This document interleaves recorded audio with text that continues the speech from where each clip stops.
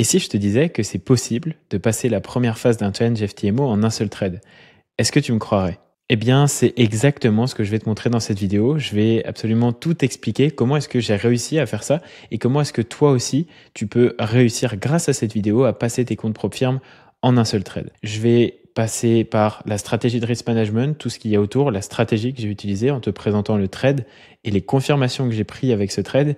Et enfin, je te donnerai des tips et mes meilleurs conseils pour que justement toi aussi, tu puisses enfin réussir à passer tes challenges FTMO rapidement pour aller chercher du levier en capital rapidement. Parce que c'est l'objectif des propres firmes, hein, évidemment, c'est d'aller chercher du levier très rapidement. Je tiens avant de commencer à te dire que cette vidéo n'est en aucun cas un partenariat avec FTMO. Je n'ai jamais fait d'affiliation avec quelconque broker ou autre entité qui propose un service financier. Je fais mon propre truc de mon côté et ça s'arrête là. C'est juste que si vous voulez, FTMO, pour moi, la meilleure propre firme CFD du marché. C'est pour ça que j'aime bien les mettre en valeur parce que c'est les seuls qui n'ont jamais fait de défaut de payout, en tout cas pour mon cas, qui ont jamais galéré, qui ont jamais fait de trucs vraiment bizarres sur les comptes à rajouter des spreads, etc. Donc c'est pour ça que je me permets d'en parler aujourd'hui, mais c'est en aucun cas un partenariat et si cette propre firme était nulle, je vous l'aurais dit. Donc, comme vous pouvez le voir ici, j'ai mon certificat du challenge propre firme que je viens de passer. Vous pouvez scanner le QR code, vous verrez que c'est vrai, c'est pas un faux, je m'amuse pas à faire ça. Donc, concrètement, dans cette vidéo, qu'est-ce que je vais vous présenter? Eh bien, la première chose, c'est que je vais vous apprendre à sélectionner des setups à haute probabilité et évidemment, pour faire des choses comme ça et passer des trades, des comptes propre firme rapidement, il n'y a pas 50 solutions, il faut des opportunités à haute probabilité. Je vais vous expliquer du coup concrètement comment les sélectionner et comment savoir concrètement si c'est une opportunité à haute probabilité ou pas. Ensuite, je vais vous présenter la stratégie de risk management que j'ai utilisée pour passer ce compte. Je vais vous présenter le processus pour capitaliser sur les opportunités à haute probabilité justement, parce que sur ce trade, j'ai pas fait d'IR. Voilà, en toute transparence, j'ai fait plus ou moins 4 ou 5 R et donc j'ai réussi à capitaliser et j'ai pas pris 2% de risque et c'est pour ça que je vais vous expliquer comment est-ce que concrètement moi je fais pour réduire mon risque et avoir le meilleur rendement possible sur mes positions. C'est très important, vous allez voir, restez bien parce que là, ce que je vais vous dire là, c'est ultra important et j'ai mis plusieurs années avant de avoir ce process-là qui me permet aujourd'hui d'aller chercher du levier en propre firme très rapidement. Et ensuite, quatrième étape, eh bien, je vais vous présenter, je vais faire en direct l'analyse du trade qui m'a permis de passer ce compte propre firme. Ça va être ultra détaillé et je vais vous donner toutes mes confirmations et avec ça, vous allez pouvoir littéralement avoir ma stratégie. Donc là, j'espère que vous êtes prêts parce que la valeur dans cette vidéo va être totalement folle. Donc on est parti et let's go. Déjà, avant toute chose, je me devais de recontextualiser plus ou moins ce qu'est une propre firme parce que c'est possible qu'il y ait des débutants qui nous regardent et qui ne savent pas forcément, ou même des traders qui ne savent pas forcément ce que sont les propres firmes. Donc, je vous ai préparé un rapide résumé de quelques minutes pour que vous puissiez vraiment recomprendre ce que c'est, recontextualiser tout ça. Une propre firme, ça nous permet d'accéder à des capitaux allant de 10 000 $ à 400 000 $. Ça dépend des propres firmes, ça peut même être plus ou parfois un peu moins, en achetant des comptes et en passant les challenges tout simplement. Concrètement, comment ça se passe? Eh bien, il y a deux phases à valider. Donc, vous allez acheter le droit d'accès à passer ce test, passer ce challenge. Généralement, c'est 10% sur la première phase d'objectif de gain et 5% sur la deuxième phase. Ça peut être 8 et 5, mais voilà, c'est plus ou moins ressemblant. Donc, première phase, vous devez faire 10% de gain. Et une fois que vous avez passé cette première phase, il vous redonne un nouveau compte sur lequel vous devez faire 5%. Évidemment, il y a des règles, sinon ce serait trop facile. Les règles principales, pour pas vous faire un résumé, pas vous déballer ça pendant 5 minutes, il y a des pertes journalières à respecter, des pertes totales.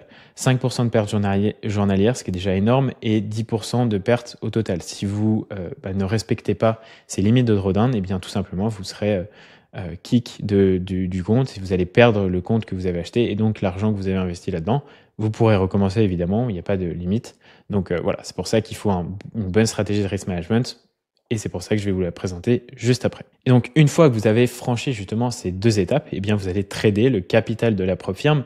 Attention, il faut comprendre ce qu'est le business model des propres firmes. Je vous rappelle que si 100% des traders faisaient des payouts, du moins sur les propres firmes CFD qui sont pas en A-book mais en B-book, c'est-à-dire qu'elles ne passent pas les ordres sur le marché réel, elles le passent uniquement pour les meilleurs traders, eh bien le modèle ne serait tout simplement pas fiable. Je vous rappelle que les propres firmes payent vos bénéfices, en fait vos payouts avec l'argent des gens qui perdent les challenges. Il y a moins d'1% des personnes qui réussissent à aller jusqu'au premier payout.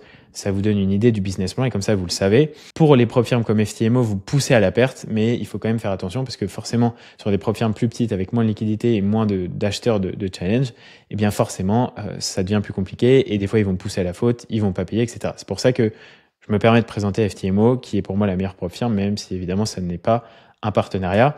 Donc pour toutes les profils en Bbook, il faut garder à l'esprit qu'elles ne sont pas là pour vous gagner de l'argent. C'est pour ça qu'on va chercher des petits payouts, on va pas faire des gros trucs du moins au départ, ne pas tout simplement se faire ban parce que ça peut arriver. Donc il faut faire attention et c'est quand même un très bon levier que moi j'utilise, que je recommande aux élèves de ma formation, de mon accompagnement et qui nous permet aujourd'hui à moi et à tout le monde, tous ceux qui sont dans l'accompagnement, de gagner plusieurs dizaines de milliers d'euros par mois. Donc c'est très utile, mais encore une fois, reste à bien comprendre comment ça fonctionne, parce que du coup, les capitaux que vous allez avoir en réel, parce que du coup, les capitaux que la Profirme va vous fournir ne seront pas des capitaux réels, mais bien des comptes démo. Et c'est pour ça que tout le monde dit ah, c'est un compte démo, comment il peut gagner de l'argent? Ceux qui connaissent rien en Profirme, bah forcément, vous pensez ça, et c'est plutôt normal, hein, mais c'est parce qu'ils payent les bénéfices que vous allez faire sur les comptes démo. Donc voilà, c'était une petite parenthèse, mais au moins, vous savez concrètement comment sont les Profirmes, comment ça fonctionne, quel est le business model, et maintenant, on peut partir là-dessus. Là, comme je l'ai présenté, ça fait un peu scam, et moi, encore une fois, je suis pas là pour vous vendre du rêve, je suis 100% authentique, et je vous dis la vérité.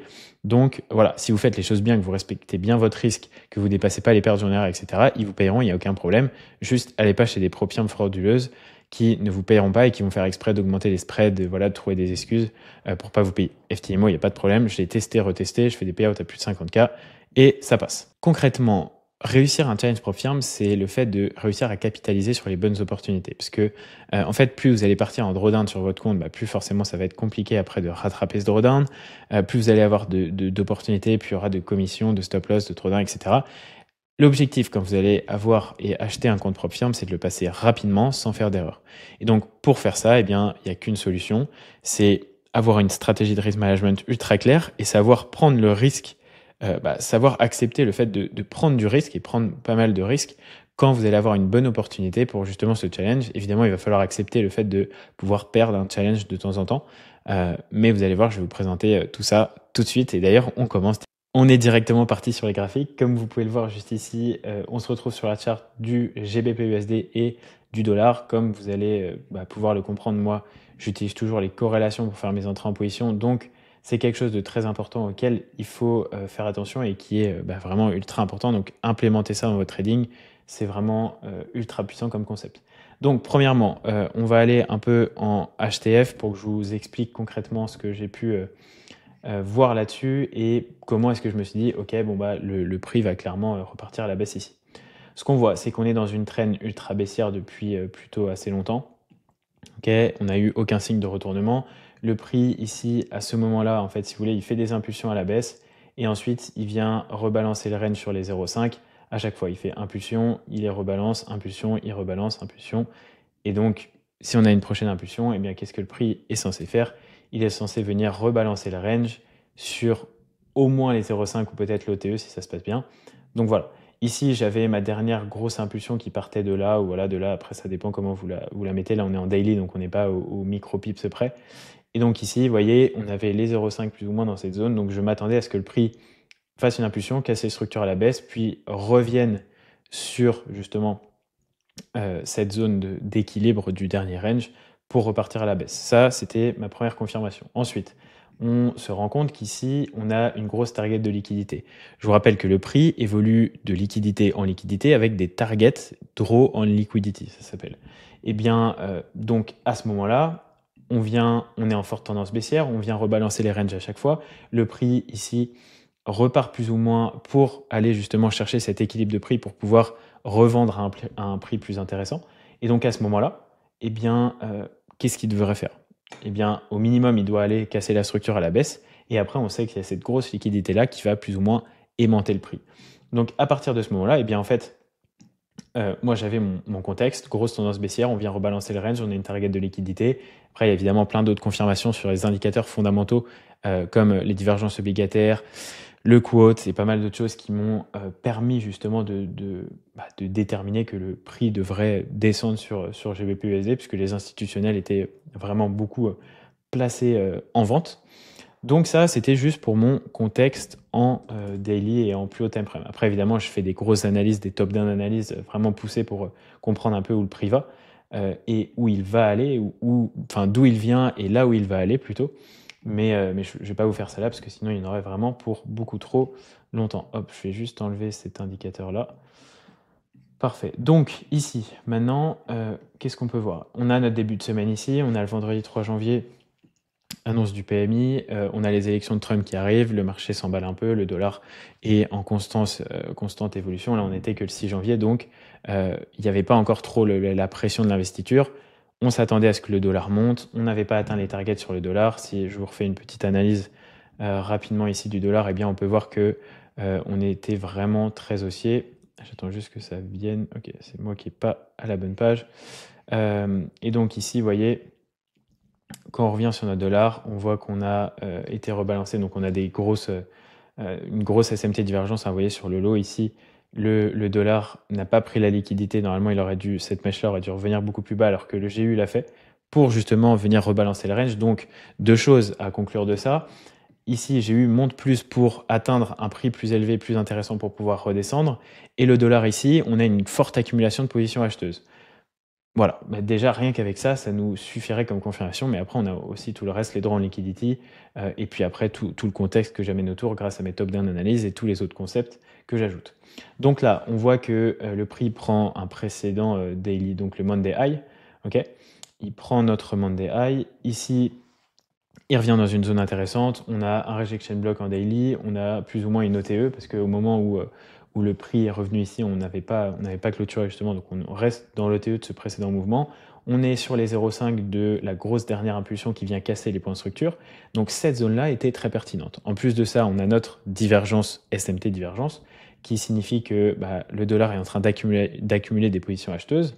Donc à partir de ce moment-là, j'ai attendu ma prise de liquidité pour qu'il puisse injecter des positions à la baisse. J'avais mon biais global. Il me fallait plus qu'une entrée en position finalement. Donc qu'est-ce que j'ai fait? Je suis allé en 5 minutes. Hop, je suis désolé pour ma connexion. Je suis en pleine campagne. Ok, et donc là, prise de liquidité, là je ne me suis pas fait avoir. Hein. Moi j'attendais que le prix revienne vraiment rebalancer les 0,5 du range pour pouvoir partir à la baisse. Et donc à ce moment-là, eh bien, j'ai juste eu voilà, une petite confirmation, hein, c'est rien de bien méchant, un petit mitigation block. Pour qu'il soit valide, je vous le rappelle, il faut qu'il revienne au minimum toucher l'OTE de la dernière impulsion. Qu'est-ce qu'un mitigation block? Eh bien, c'est un breaker block, mais qui n'a pas eu assez de force justement pour aller chercher le précédent high et faire un sweep de liquidité. Donc à ce moment-là, je suis rentré directement en vente. J'ai attendu un petit retour là sur au moins ce point de structure-là, je suis rentré par là. Et donc, c'est ici que voilà, j'ai réussi à prendre cette opportunité-là. Il y a l'annonce du PMI ici qui m'a bien aidé, il ne faut pas se mentir. Mais de toute façon, après, ça, c'est des choses que vous pouvez plus ou moins prévoir. Parce que si vous avez un bon biais HTF, vous vous rendrez compte que les annonces poussent très souvent dans le sens de votre biais et du positionnement des institutionnels. Donc là, je me suis arrêté là parce que j'avais des challenges à passer, etc. Mais au vu de tout ce que je vous ai dit juste avant, j'aurais pu carrément aller chercher ça. Si vous voyez une accumulation comme ça avec des grosses divergences, c'est pas pour faire 20 pips à la baisse. Là déjà, j'avais pris 90 pips, mais j'aurais pu largement prendre ces 200 pips là. Je l'ai pas fait, donc je vais pas vous mentir. J'avais des challenges et je me suis contenté de ça pour mes comptes funded. Ça m'a largement suffi et je me suis arrêté là. Mais voilà, sur mes comptes propres, par contre, j'ai tenu un peu plus le trade. J'étais allé jusque là, jusqu'au lot du lundi. Donc voilà plus ou moins l'opportunité que j'ai pu prendre avec le contexte surtout HTF qu'il y a derrière. Là, c'est une opportunité vraiment A+. J'ai toutes mes confirmations, j'ai mon biais global, j'ai positionnement des institutionnels qu'avec moi, j'ai des divergences obligataires, j'ai une SMT divergente, j'ai une prise de liquidité, un beau setup de retournement. Là, c'est parfait et c'est avec des opportunités comme ça, avec un gros contexte derrière justement vos entrées en position, que vous allez réussir à réellement capitaliser sur les opportunités. Donc voilà plus ou moins comment j'ai fait. Juste avant que je vous présente la stratégie de risk management que j'ai utilisée pour passer ce compte, eh bien, je tenais à vous dire que si aujourd'hui vous êtes un trader formé ou non, mais que vous n'arrivez pas à passer des comptes propres, vous n'arrivez pas à aller chercher du levier, vous avez un blocage au niveau de votre stratégie, de votre psychologie, vous n'êtes pas structuré, vous n'avez pas de plan de trading, etc., je vous laisse prendre un call avec moi dans la description, c'est le premier lien, et je vais vous aider concrètement à résoudre vos problématiques et vous donner surtout un plan d'action concret pour que vous puissiez aller chercher vos objectifs. Le but de l'appel, c'est ça.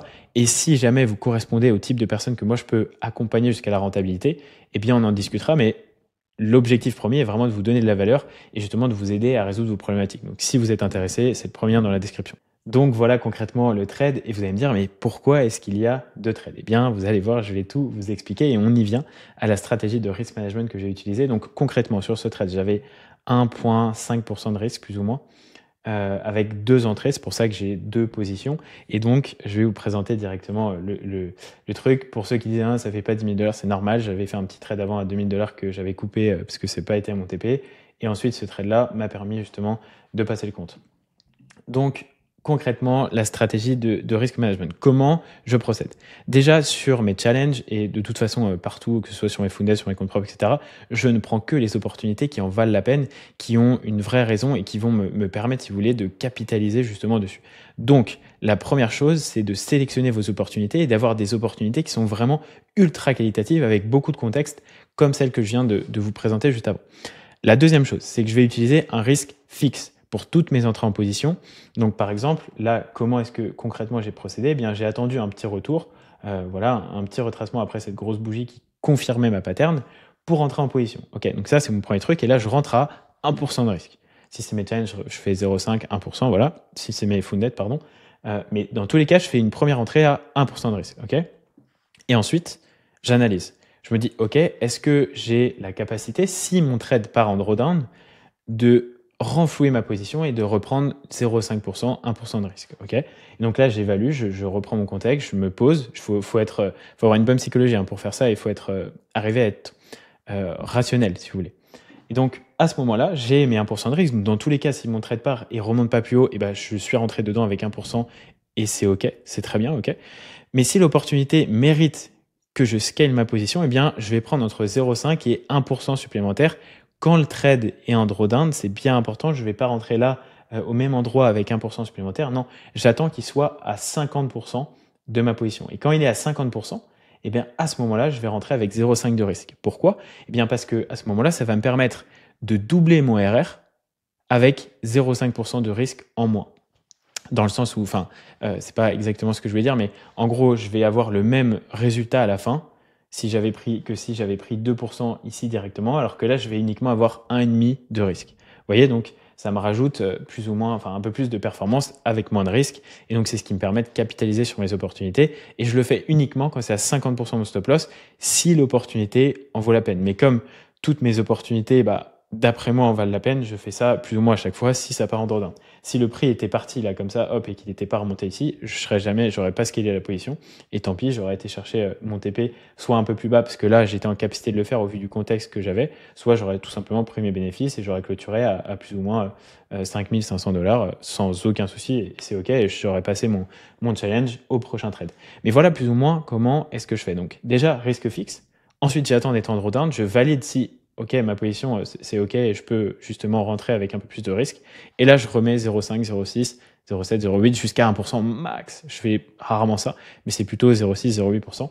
Et donc, c'est ce qui me permet là d'avoir un double RR, un RR à 1% avec 5,5 de R et un R à plus ou moins, là j'avais un R à 8, 8,74, 9 avec 0,5% de risque. Donc, vous voyez, au final, ça me fait, voilà, j'ai clôturé à...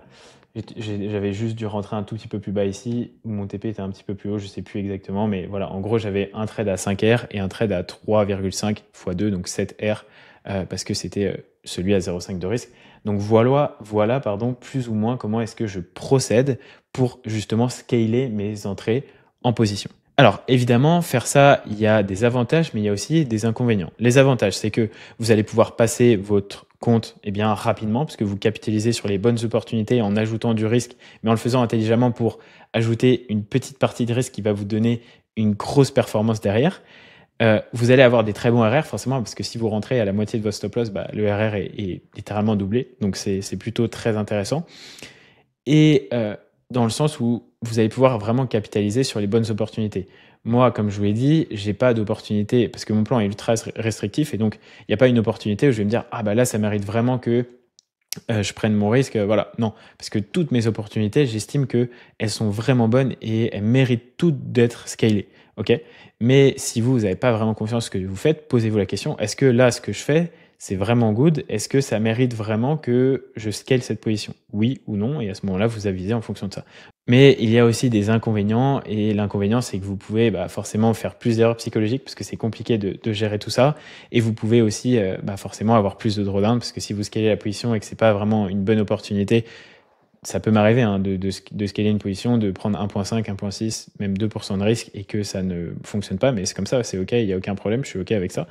C'est normal de faire des pertes. Mais dans le cas où vous êtes plutôt débutant et que vous n'avez pas vraiment confiance en ce que vous faites à 100% et que votre modèle n'est pas forcément aussi adapté, eh bien, dans ce cas-là, ça peut vous amener à faire plus de drawdown.